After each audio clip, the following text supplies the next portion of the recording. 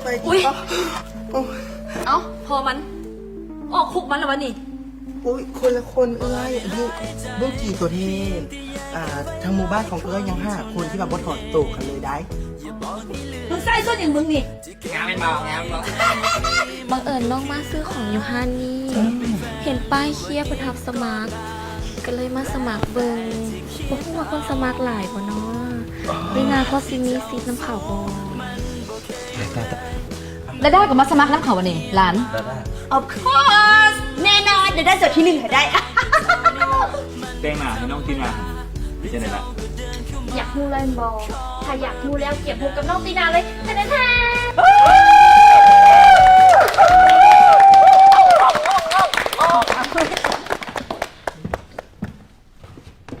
สบายดีทุกคนขอต้อนรับทุกท่านเข้าสู่งานการประกวดเคียร์นางสาวผมงามประจำปี 2019 ข้าพเจ้านิวเคลียร์รับหน้าที่เป็นพิธีกรซึ่งมื้อนี้น้องรู้สึกดีใจหลายที่ว่าได้มารับหน้าที่เป็นพิธีกรนี้และเวทีนี้จะเกิดขึ้นบ่ได้เลยถ้าหากขาดผู้อุปถัมภ์ที่ว่าใจดีนั่นก็คือคลินิกเคียร์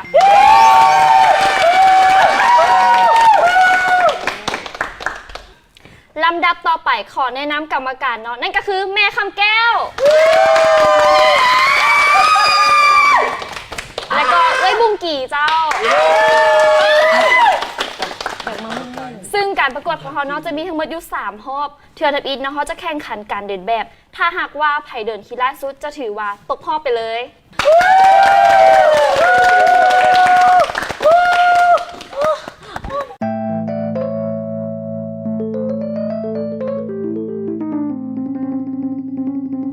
บ่ได้หลายใจเพียงแต่อยากเก็บไว้หลายคนเท่านั้นเองอย่าบอกให้เลือกเลยจะเก็บมาไว้ทั้งหมดนี้มันก็คือหาจะเป็นแฟนหรือว่ากิ๊กก็ตามแล้วแต่จะคิดเอาเรื่องที่เจ้าสู้มันบ่เคยรู้เลยมันบ่เคยได้เรียนมาก็เพียงแต่ยิ้มแล้วก็ส่งสายตาก็เท่านี้มันก็ธรรมดาและเจ้าก็เดินเข้ามาขอเบอร์ไปอย่างนั้น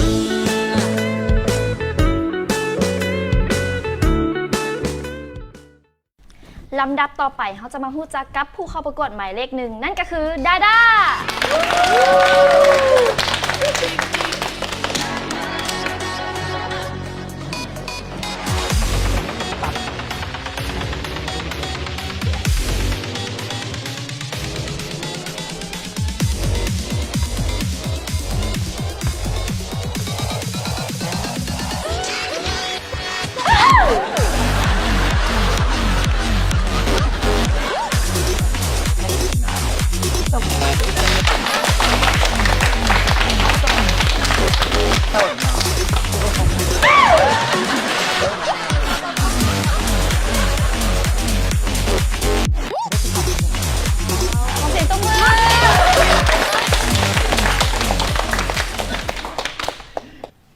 มาพูดจักกับผู้เข้าประกวดหมายเลข2นั่นก็คือนีน่า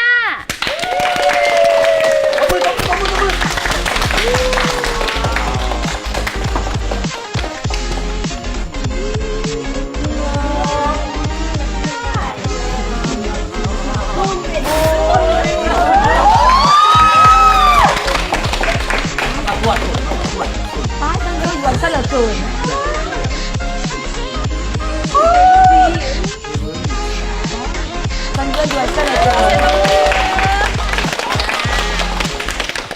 และผู้เข้าประกวดหมายเลขต่อไปเนาะก็คือหมายเลข3นั่นก็คือเจ๊เหมยขอเสียงตบมืออีกครั้ง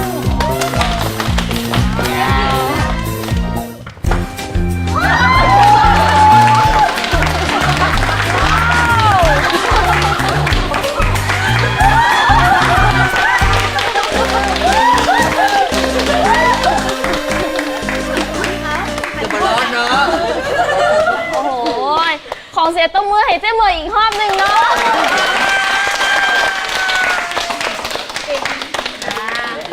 ต่อไปเนาะนั่นก็คือหมายเลข4จุงจิงไม่ยอมแพ้จุงจิงมึงได้ยอมแพ้จุงจิงมึงได้ยอมแพ้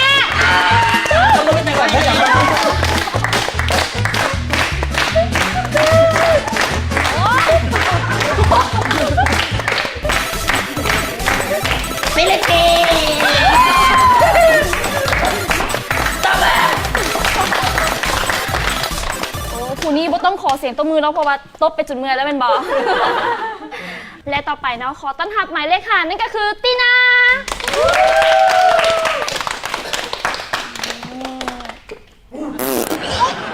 ดึงดิเห็นไหม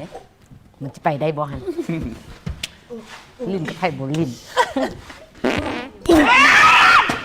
เต็มหน้ากูเลย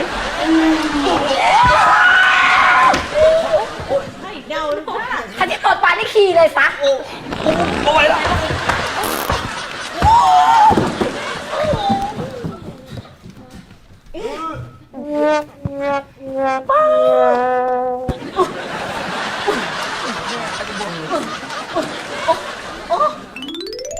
เขาจะมาต่อกันอยู่ที่รอบที่2เนาะซึ่งรอบนี้จะมีผู้เข้าประกวดเพียงแค่4คนเพราะว่าน้องตินาเพิ่นบ่สามารถประกวดน้ำเฮาได้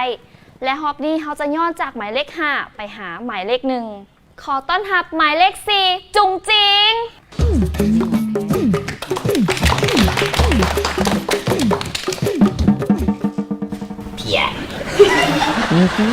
แนนผมน้องจ๋าเป็นผมพิเศษผมที่แข็งแรงโดยเอวดังเด้อตบมือให้แน่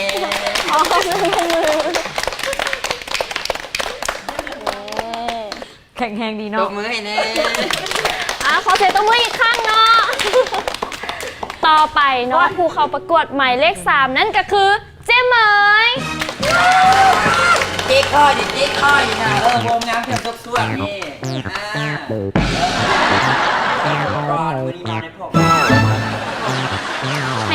ให้กรรมการตรวจนะว่าผมกับนั่นแข็งแห้งแล้วก็หอมบอเนาะ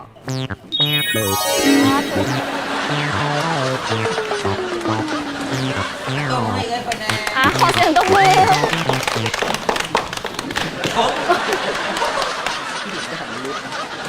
และต่อไปเนาะขอต้อนรับผู้เข้าประกวดหมายเลข2นั่นก็คือนี่นา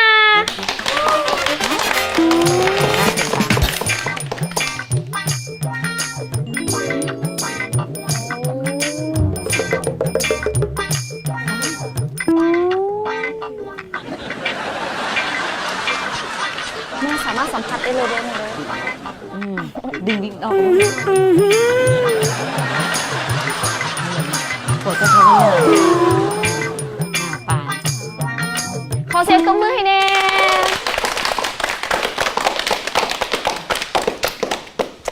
เจ้าและผู้สุดท้ายเนาะขอต้อนรับหมายเลข1ดาด้า แห้งปัก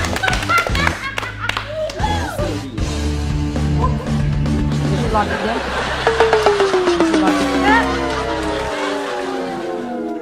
หอมจะที่สลบเนาะหอมจะที่สลบ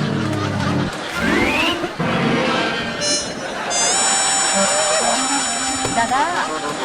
ผมเหม็นไปนี่ก็พานเลยจะได้ให้กินแล้วก็ผมเหม็นเท่านี้นะ เมนแห้งบ่ว่าอีทางที่เหงื่อกับบ่ปานก็ได้ สวัสดีรับการผุนซุ่มเหม็น กุยบุกุยเลยตายปานข่อยตกบวก ซุ่มเหม็นนี่ หุ่นบอลออกมาบอลออกอยู่นั่น พูดเข้าไปพูด เอาทำไมโบกิด บริมือมาพูดซื้อมาแต่สั้นน่ะ แซ่บดีร่างคิดคือเอาบนเอาเบิ่งในงานประกวดครั้งนี้มันเป็นจังได๋เพื่อแปลกๆจังไดวะ แมนแปลกอีหลีเพราะว่าคือตินามันวะกระเจ็บท้องและดาด้าเมื่อกี้นี่กับผมเหม็นอีกมันเป็นไปได้แนวใดเพราะว่ามือประกวดแล้วผู้เข้าประกวดเนาะเขาจะก็ต้องเตรียมตัวมาเป็นอย่างดี แล้วมาเป็นมือนี้ฮะนะมันแปลกอีหลีได้ ฝีมือเจนี่บ่ธรรมดา เอาเสนียนเลย เลิศ อุ้ยดามือนี่เคล็ดงามแท้ธรรมดาธรรมดาเลยนี่แต่ว่าถึงจะแต่งตัวงามจะได้ก็แล้วแต่กระบริการันตีว่าเขาจิชนะ เพราะว่าการที่เขาจะชนะน่ะนึ่งมาเม้นผมเขาต้องงามและก็หอม ที่สำคัญเรื่องการตอบคำถามพร้อมฉะนั้นนะเจ๊ก็เลยมีของดีมาปันดาด้าใส่อันนี้ก็คือน้ำมันผมหอมภายใน5 นาทีบุเสื้อดมไหมพี่ก็ใส่ ของดีใช่ปะ ลองดมมึง หอมอีหลีเจ๊ ก็จะบอกแล้วว่าหอม มีของดีก็มาปั่นใส่โอ้เดี๋ยวว่าดาด้าสิบ่เอาอะก็บ่เป็นอย่างได้ใจเจ๊ใส่คนเดียวก็ได้กับจุงจิง เจ๊น่ะก็เป็นผู้รักผู้ใหญ่ก็อุตส่าห์เอาของดีมาให้ดาด้าฮอดพี่ละถ้าฉันเดี๋ยวดาด้าจะเอาไปสระผมอีกก็ได้เพราะว่าดาด้าจะต้องเอาชนะให้ได้แล้วเจ๊ไม่ต้องเป็นห่วงเด้อถ้าสมมติว่าดาด้าได้ชนะครั้งนี้นะดาด้าบ่ลืมเจ๊แน่นอนเพราะว่าดาด้าสิปิดถนน7 มื้อ 7 คืนสลองและสิอัญเชิญเจ๊นี่มาประทับเป็นสิ่งศักดิ์สิทธิ์คู่พวกเขาเลย บ่ปั่นก็ได้เจ๊มากินฟรีก็บ่น้ำมันผมหอมแต่5 นาทีที่เหลือเหม็นเลือน ขอโทษด้วยดาด้าแต่เกมนี้เจแพ้หมดได้ ต้องชนะลูกเดียว อิมเม่น อีกปั่นผม ไป อีก เลย สนับสนุนโดยเคลียร์เย็นสดซื่นคันแคร์บกลับมาอีก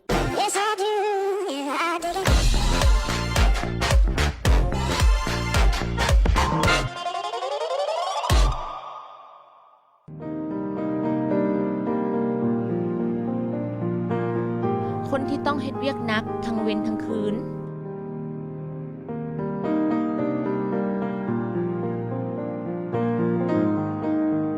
ไกลมั่นใจในน้ำยาหยอดตานิววีโรโตที่มีสารคอนไดตินซูลฟัตวิตามิน B6 และกรดอะมิโนช่วยเบิงแย้งดวงตา บรรเทาอาการเมื่อยและคันตา เพื่อสุขภาพดวงตาที่ดี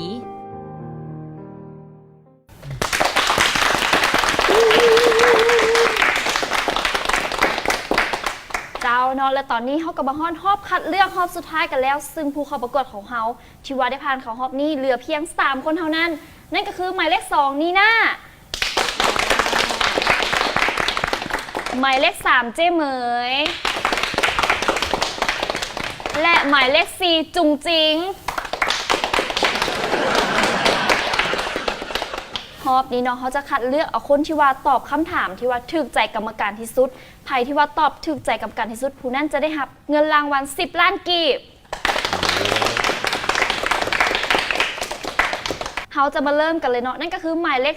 2เขาเซิร์ชเอาไว้ข้างหน้าแน่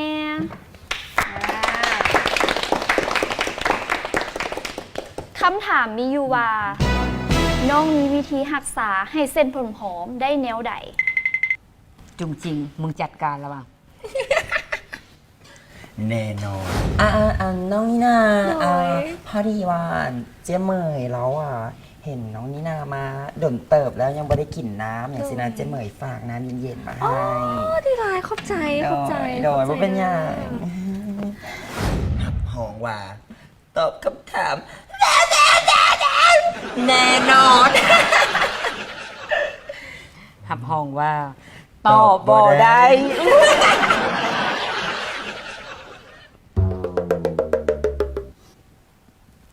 โดยวิธีรักษาเส้นผมของนีนาว่าให้มีรังแคและให้มีกลิ่นหอมอยู่ตลอด แม่นีนาใส่แชมพูเคลียร์สูตรสำเร็จของผมสุขภาพที่ดี ขอบใจ เอาแล้วตอบที่จะได้อีจุกจิงไม่จะเลยนี่นะ เขาไปหิดแล้ว ถือว่าเป็นคำตอบที่ว่าดีแล้วก็กินใจอีหลีต่อไปเนาะเขามาพูดจักผู้ประกวดหมายเลข3นั่นก็คือเจ๊เหมยเริ่มหน้าเลยคำถามมีอยู่ว่าเจ๊เหมยมีวิธีรักษาผมให้หอมอยู่ตลอดเวลาได้แนวใด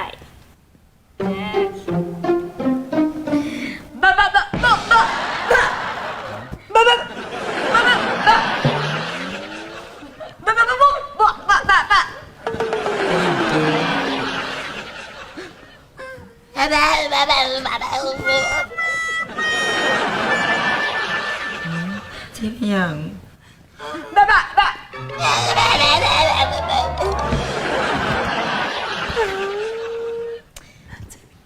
เอาเคนเป็นอย่างจี้เหมยแล้วคือตอบแบบมันวะ สงสัย คือสิแค่น้ำที่บอกว่าเห็นคือน้ำใหญ่ๆไปบางทีนี่ นี่เขาเป็นภาษาวัยรุ่นมาบาบาบูเบเบอย่าง อันวัยรุ่นสบัดบะบะแบะๆนะโอ้ย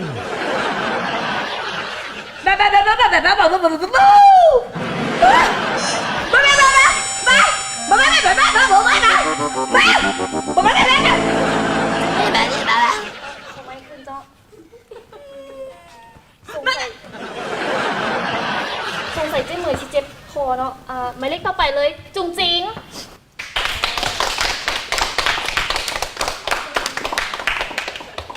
คำถามมีอยู่ว่า จุงจิงมีวิธีรักษาผมให้หอมอยู่ตลอดเวลาได้แนวใด ขอบใจสำหรับคำถามเจ น้องขอโทษหลาย ๆ เด้อ น้องจีไปตามความฝันของน้อง น้องขอตอบ ที่จุงจริงผมงามย้อนจุงจริงใส่คลินิกเคลียร์เท่านั้นว้ายเจ๊ไหมคิดกับเกาหลีสิความฝันของน้องไปแล้วบ่ได้จุงจริงมาเอาคูปองมาตัวกรรมการเป็นบ่ได้เลยขอตัดสิทธิ์จุงจริงออกจากการประกวด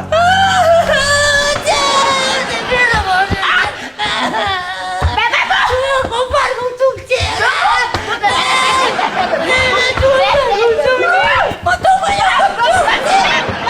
สนับสนุนโดยเคลียร์เย็นสดซื่นคันแคร์บกลับมาอีก โดบสูตรใหม่ด้วยน้ำนมไบโอนอริสทดสอบการฟื้นบำรุงผมแห่งเสียเบื้องหนึ่งไส้โดบอีกเบื้องบ่ไส้ทั้งสองเบื้องถือเคสให้แห่งเสียเบื้องที่ไส้โดบนุ่มมืนถือแก้ปัญหาผมเสียสปอร์ตจุดผมงามเปิงอินน้ำนุ่มมืนสุดปลายผมโบเหนียวใหม่โดบโรคอ่อนของทานสามารถให้ความขาวและสดชื่นหมดมือได้บอกเรโซนาเห็ดได้ใหม่เรโซนาไวท์เทนนิ่งเฟรชซากุระด้วยสารสกัดจากธรรมชาติและกลิ่นหอมจากดอกซากุระให้ก้องวงแขนขาวขึ้นเป็นธรรมชาติและหอมสดชื่นตลอดวันเรื่องหลายกว่าความขาวกระจ่างใสกับเรโซนา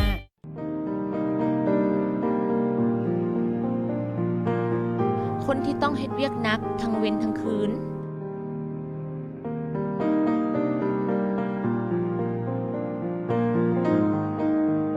ไกลมั่นใจในน้ำยาหยอดตานิววีโรโตที่มีสารคอนไดตินซูลฟัตวิตามิน B6 และกรดอะมิโนช่วยเบิงแย้งดวงตาบรรเทาอาการเมื่อยและคันตา เพื่อสุขภาพดวงตาที่ดี และตอนนี้ผลก็ได้ออกมาแล้วเนาะว่าไผจะได้คว้ามงกุฎและเงินรางวัล3 ล้านกีบว่าระหว่างนี่หน้าเบอร์2แล้วก็เจ้เหมยเบอร์3เอาเป็นว่าเขาจะมารุ่นกันเลยเนาะว่าหมายเลขใด เจ้าว่าไผ่ชี้ที่หนึ่ง ห่วยเอาต้องเสียเบอร์สองเนาะนี่นาเนาะสุดใจแล้วแหละพุ่น แต่ว่าคันเจ้เหมยบ่ได้นะมันจะมีการชิงมงกุฎกันบ่วะเจ้าว่า พวกถึงขนาดนั้นดอกจังใดกะยานี่นานี่ควรใจของอ่าวอยู่เลย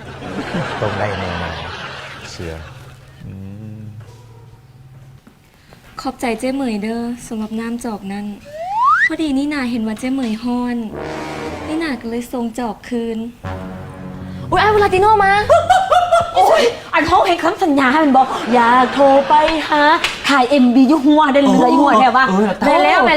ล่ะ MB เพื่อนน่ะตรงนั้นก็เหลือตอนนั้นน่ะเห็นบอกอันเพลงอันนั้นนะที่ว่านั่งลำโพงที่แถวอนุสาวรีย์นะ ไปแล้วรีบแล้วการที่ซื้อมันมา อุ้ยมากับเพื่อนน่ะเพิ่นไปแล้วผู้หญิงหรือผู้ชายแบบ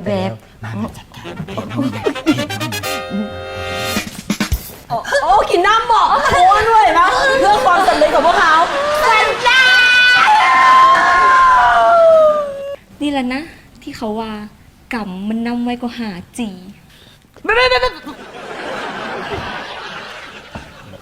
คนที่ว่าได้รับตำแหน่งเนาะนั่นก็คือมีหน้าหมายเลข2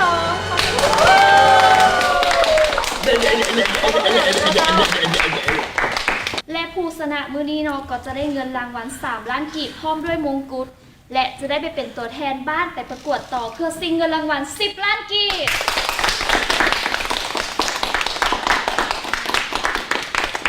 ขอเชิญเอ้บุงกีนางงามเก่าปีกายเนาะมามอบมุงพร้อมเงินรางวัล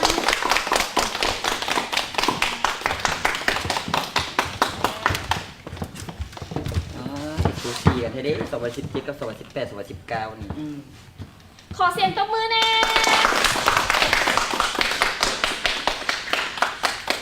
นี่คือการเป็นพิธีการลามุงเนาะ ลาโมงอุ้ยเห่าติดแล้ว ลา2 วิ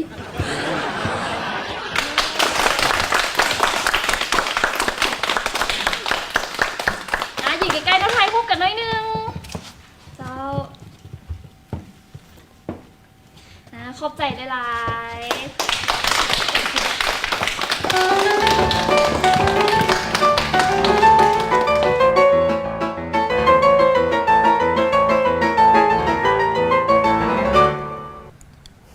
นี่เลยเนาะ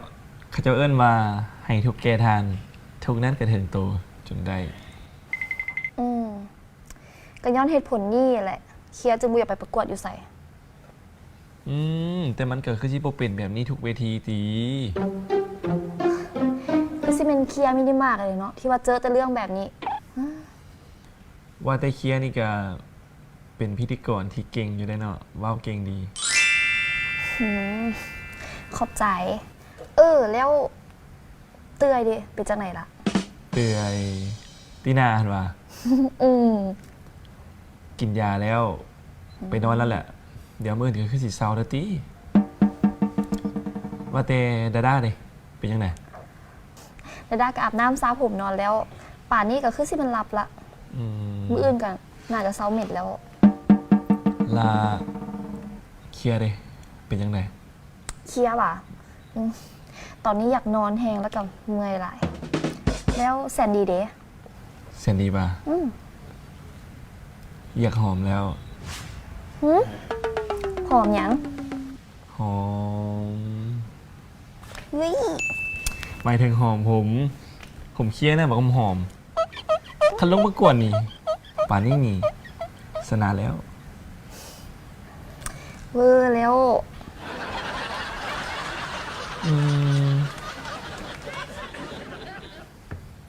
แล้ว2 คนนั้นเด้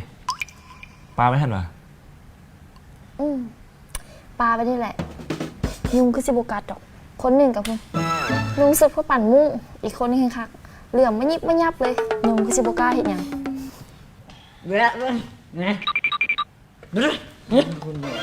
โอ้ยไม่อยากกอดนี่นะฮึโอ้ย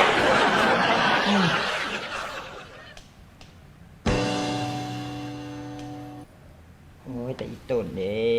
มันอยากบนี้นะไปใส่มันละเจ๊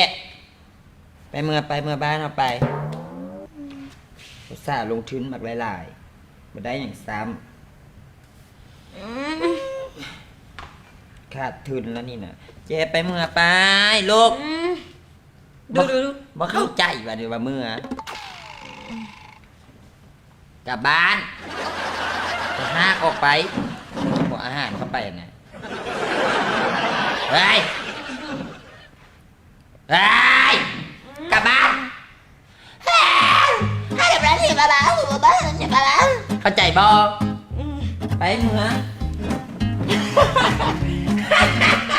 ขนาดจะเป็นอีกแม่นะ